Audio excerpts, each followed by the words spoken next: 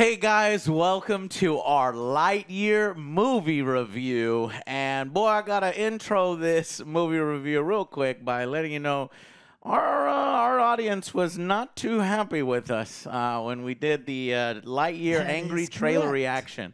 We weren't even really all that mean to it, or we were just like, I don't see, I'm not that excited for it. It feels like a cash grab. What some of us were saying. Yeah. But it was our lowest rated video, I think, like ever. I mean, it's got 65% likes. And when our channel average is like 96, something like that. So I was really surprised by the backlash to it. People were very excited for the film. In fact, our mom... just gotta say, there was a lot of really nasty comments there. I don't know if we just got brigaded or something, where there was like some really fucked up shit that needed to be deleted. I'm like, wow, this reaction is really like legit death threats, like actual factual people, like you guys need to kill yourself. Like I didn't know. I knew about Avatar super fans and Final Fantasy and some of these other properties. I didn't really know there was a Lightyear massive fan base. Anyways. Whatever it was, people were high on Lightyear, and we were a little lower, and so they didn't like that. So, obviously, this is a very sensitive subject for our audience. And so, now that we have come back from the movie, I actually opened up. First off, I wanted to figure out, Alex is like, what is the worst Pixar film? And I said, The Good Dinosaur. I thought it was The Good Dinosaur. It's actually not The Good Dinosaur. I thought it was always The Good Dinosaur. But you open it up. There are 26 Pixar films, right? Pixar. The reason why we're our intro. Well, what does all this matter? Well, Pixar is an amazing company, and they make some really emotional, top-notch animation, top-notch storytelling, top-notch emotion. And so whenever a Pixar film comes out, you take notice. You're like, oh fuck, this may be really, really good. So The Good Dinosaur actually is so there's 26 Pixar films. This is the 26th. Good Dinosaur is actually 22nd. It's not 26th. Cars is below it, believe it or not. I liked Cars better than Good Dinosaur. Then the Cars 3. And then the worst ever is Cars 2. With 39%. And we're talking critics ratings. I don't know what the audience ratings are. It's less than 50% on Cars 2. Yeah, all the audience ratings are going to be higher than critics ratings because that's how it works. The audience wants to be entertained. They don't really care about critiquing or anything like that. But even the audience rating on Cars 2 is 50-something%. So, when I guess what I'm trying to say is, me having low expectations going into Lightyear was probably a good thing, at least for me, because I ended up actually liking it. I guess I was in a pretty good mood. I thought it was a good film, an all right film. I don't think it has any of the mega Pixar magic. Like there was not any emotional moments that made me tear up or have that rising feeling that I do in a lot of Pixar films. It doesn't have that, but I was surprisingly entertained. At the beginning of the film, they say in 1994, Andy brought home the Buzz toy. And his favorite film was this Buzz Lightyear film, and this is that film, right? And so they play the film. I'm like, Andy, I don't know, man. You didn't see all that many good Pixar films. It was an all right film. I ended up liking it. And I think they did something unique with, I think in the trailer reaction, I was like, they're restricted, or they're not going to have an interesting, thing to tell, or it kind of feels like a cash grab. Honestly, they did have kind of an interesting story. I like what they did with Zurg here, and I like the message of the film, which is basically Buzz Lightyear always relies on himself. He's a, go-getter, and he doesn't really need help from anybody. And this is a film about learning to ask others for help and finding it within yourself to either live up to a legacy or just be the best you can be. And so I say, hey, it's a great message, good film. Ultimately, I liked it, but is it top-tier Pixar? No. And we just got downvoted to 60%. Shit. What did you guys think? I thought it was a good film, but like you said, it didn't have the charm like the other ones did. This one, I felt like it could have been straight to Disney Plus. Disney Plus. I was thinking that same thing when I exited the theater. I probably wouldn't have been so harsh if it was on Disney Plus, but like since we went out and bought tickets and everything, it was all right. Like you said, it wasn't very emotional. The characters I couldn't really. Yeah. I didn't really care about the characters too much though. So it's not the top. I liked the characters. I thought the characters were quirky and fun and fuck ups, kind of screw ups. Yeah, there's no attachment to them though. Yeah, for you, but I guess I wasn't really attached to him either. But I just liked him. Well, that's why I was like they had the emotional moments. It didn't really work out for me because I didn't feel too attached to him. Yeah. So. Yeah, I mean Pixar. All of their movies are incredible, or almost all of their movies are incredible, right? So, like, when you're rating a Pixar movie, your expectations are higher because we know how good they can be. We went in low. And mine went in really low. Even when I watched the trailer, I was like, this movie's probably going to be a decent film because the people there are really talented. And ultimately, that's what I came out. It was definitely a decent, above-average film, but this is so far below par for Pixar, for me. It didn't have any of the hard-hitting emotional moments. It didn't have any music that I'm constantly be humming through the next couple weeks. This is just, and cash grab is gonna piss people off. But when you do something like, I'm gonna bring up Coco, one of the recent ones that I will watch over and over and over. Like, I love Coco. Coco was an idea, completely original. I think that someone sat down and was like, this is the story I want to tell. And when I'm watching this movie, I picture a suit going, this is the story I want you to want to tell. And that's what it kind of feels like, because this one, it feels a little less sincere. It feels a little less emotional. It feels a little like it's not as well put together. The story isn't as tight as some of the other ones are. This movie is Pixar was dying to make this, and they finally got the opportunity to make it. This wasn't a passion project of Pixar. This was just something that like someone like with a tie, you know, like a suit is like, I want you to make this movie. And so it is a decent, above average, because it's Pixar and they're so talented. But I wouldn't put this in the top third or the middle third. Like, this isn't the bottom third of their catalog for me. Yeah. I like it a little bit better than the bottom third. I guess because I went in with such low expectations, and it actually was a decent story. And I should have seen this coming because I'm a sucker for anything sci-fi. And so I think it did better for me than I expected, at least the trailer. I think the film is better than what the trailer kind of gave me the impression of. So I guess that's a success, and I'm kind of on the side of people like, oh, you're being curmudgeon. It's like, yeah. But, again, it's definitely, not top-tier Pixar. So let's talk a little bit about, well, I guess. I got to know which, because Pixar's got some bangers, man. Like, you're saying that this is in the top 18. Yeah, we'll get there in the spoiler section because I pulled up a full list of all the Pixar films, and I'll put it where I think it goes. Yeah. So we'll get there in the spoiler section, but I wanted to talk a little bit more about the film. So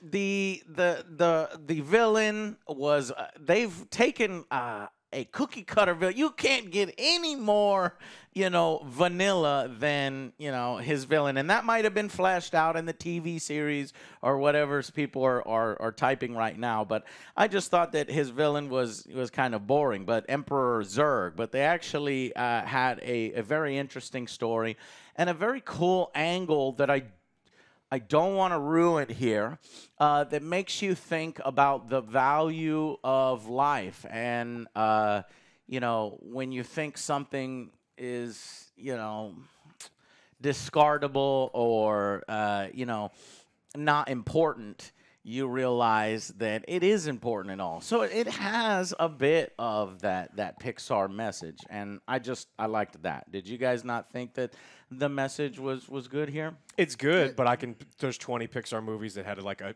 much better. Like, the thing is, it's not that it's not good. It's just like you look at their catalog and go, man, all of these other ones were amazing. Yeah. And by comparison, this one is super weak. It's like it's like you did your best, but it wasn't your best. Yeah. We know that you can do better. Exactly. But okay, in the film's defense, though, I saw this cat And I thought this cat thing was going to be like a toy, and then you're just pushing the toy. Ended up really liking the cat. Yeah, That was great. And that's a new addition to the story. I don't know the cartoons. I don't know any of that. So if it's in there, go ahead and leave me a comment. But, because we've never seen this cat before. Like, even if it's Andy's favorite film, he doesn't even have a toy of the cat or anything. And the cat does factor in here in a major way. And I just like that character because I love kitties. I got 2 kitties, and so it was nice to see the cat factor in. And, it was, as far as the animation goes, they take the Star Command worlds a little more seriously because this was the film that all the toys are based off of. And so he's not yet wearing his Space Ranger suit. It's a little modified, a little different, doesn't really have the wings. And they have explanations for a lot of his behavior that you've seen, mimicked in Toy Story, him narrating to himself. So all these little moments that tie into the film for the fans, and I thought that those were well done. And in addition, by the end of the film, there are payoffs here because you're like, okay, are they going to do this? Because we all know, Buzz Lightyear, when you're pressing his buttons, there's various things. Though they don't do one thing. I think we'll talk about that in spoilers. But there's some payoffs there, and I really liked it. So the budget for this one was $200 million. What did you think of the animation? The animation was still top notch. Yeah, I mean, they always love they it. kill it. Mm-hmm. Yeah, that's what they exceeded. Pixar. Boom. Yeah. There you go. And so how about Chris Evans as Buzz Lightyear? For me, honestly, he didn't skip a beat, man. I know this is Tim Allen's role that he made famous, but honestly, I didn't miss Tim Allen at all. And it is kind of explained the fact that it's the movie version, right? And so, but I just thought Chris Evans did a fantastic job at it. That I agree with, yeah. Yeah. And I couldn't. It was Taika. I was like, come on, that sounds like Taika. But I'm like, this guy's been in way too many projects lately. There's no way. It's probably everywhere. somebody that sounds like Taika. They're but like, no, you want to do a a Star Wars movie? You got to do this thing first. Yeah. So there were some good jokes in here and an uplifting mood. It doesn't hit the highs of some other Pixar films, but I was in a really good mood. I enjoyed it. Yeah. So, all right. Well, let's. Do you guys have anything else you wanted to cover in it? Not until we get to spoilers. Okay. So let's go ahead and do final verdicts. Final verdict for me, it's going to be a 6. It was still a good and enjoyable watch. The animation was amazing. There was a couple of jokes that hit pretty funny. I ended up liking the cat more than I anticipated, which was hilarious. Yeah.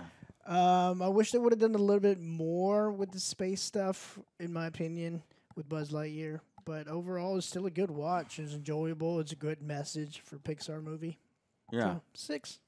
Yeah, I mean, I think I agree with that. I think that this is a great movie to bring kids to. It's a family-friendly movie. But, I mean, if you've been around as long as I have, like Pixar, I grew up with Pixar movies, and I love them. And some of them are, like, some of the best storytelling, especially in animation. And this just isn't up to par, in my opinion, for Pixar. Like, this is not average for Pixar. This is below average Pixar stuff. And that tells less about this individual movie, and it tells more about the overall quality and the amazing portfolio they have. But this isn't like, if I put it just on the Pixar scale, I can't go higher than a 6. Compared to every other movie, it's probably a little bit higher than that. But I love Pixar, and they just they didn't nail it. They were close, but they didn't nail it here. Yeah.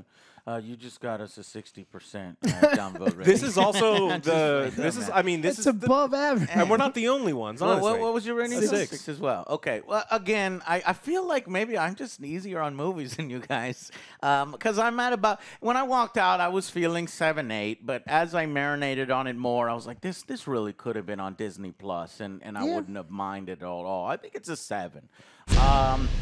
Factoring in here of where it fits into the universe, they always kind of pictured the series being developed after a trilogy of Lightyear films. So I'm wondering if they're setting up a trilogy here. Now, there are 3 post-credit scenes. So you get the first one right away, and then you have to wait for, first they have animated credits, and then you get the first one. Then you have to wait until the very end of the black screen, white text credits. And then there's another one after that that's after a Pixar logo that ends the screen goes black. And then there's another one. And that final one, I think, is trying to set up. These are like 5 seconds apiece. So somebody describing them to you, if you missed it, don't worry, we'll describe it to you in the spoiler section. That attempts to potentially set up maybe 2 more Lightyear films, because when the director was working on the film, he was like, in universe, I envisioned these as the live-action films within the Buzz Lightyear universe, even though they're animated in our universe, our real life. So real life and then live action for the toys. Yeah. Do you get it? It's complex, but he's weaving a web here. And then he views the Star Command. What about the Star Command series? How does that factor into the lore here? And he's like, no, well, that serves as a hand-drawn animated series based on my film, in which the toy versions of Buzz and Zurg derive from. So I do think they are trying to create maybe a trilogy. And for me, I don't know if I think Pixar sequels do not historically do all that well. Unless it's Toy Story. Exactly. Outside of Toy Story, they're more good at kind of doing, incredibly unique, different, interesting stories. And I like the fact that they do that. So it's going to be kind of simultaneously a shame, because if you look at the one that they did 3 films for, it's Cars, and it's at the bottom. And it seems more like a corporate product. Something like, crank it out. Hey, these are popular, or toys are selling really, really well, and we want you to crank out more. So I don't know. Did you guys think that by the end it earned a sequel? Neither of you? I think it was a one and done. Yeah. Yeah, me too. I felt like, if it's there, I'll watch it on Disney Plus. But if I wasn't doing this as a job, I wouldn't run out and see sequel. And honestly, I wouldn't run out and see this in theaters. I would wait till it's on Disney Plus, because it'll probably be there in a few months anyway. So my final verdict is going to be a 7. A 7 out of 10, though I can see people, some people maybe giving it an 8 if they're super into the Buzz Lightyear universe. But had I felt more like attached to the characters, maybe I would have gone a 7 route. But this one was just like, meh. I'm just watching this, just watching. Yeah, I just looking at some of the critics to see. So the critics is hovering better, actually, some above what you guys have given. It's 79%. It'll probably drop a little bit, but that's Rotten Tomatoes, and that's not the rating. That's some people. Yeah, Metacritic's in the 60s. It's way lower in Metacritic. And audience is at 91% right now. One critic, Randy Meyer, says, all in all, this is one of the best sci-fi movies, animated or live action, in recent memory. Holy fucking shit! That guy's a moron. Like, that guy's a fucking moron. I don't know about that much. like seriously. That motherfucker was clapping, and so in our theater there were tons of children, and they seem to be enjoying it, Yes. But I've seen them get way more into it and rowdy in other kids' films, so I don't know if it reached the highs of highs. But boy, were they spilling a lot of water. It's like 4 or 5 things spilled and shit. Everything. It's funny, man. I would hate to be the cleanup crew custodian in that theater after that one. Anyway, so yeah, that's our opinion on that. Hey, we're sorry. I know a lot of people come to the channel, have their opinions affirmed by us, and have that. It feels good, right? It's just our opinion. This is a good one. We liked it. Don't get this wrong. Yeah. We all like this one, and we think it's worth watching. It's, do you spend $100 with your family going out to the theater, or do you just watch it comfortably at home in a few months? So that's the difference there. Anyways, we will see you guys in the spoiler section. Thank you so much for watching, and we'll see you on the next Angry Joe Show.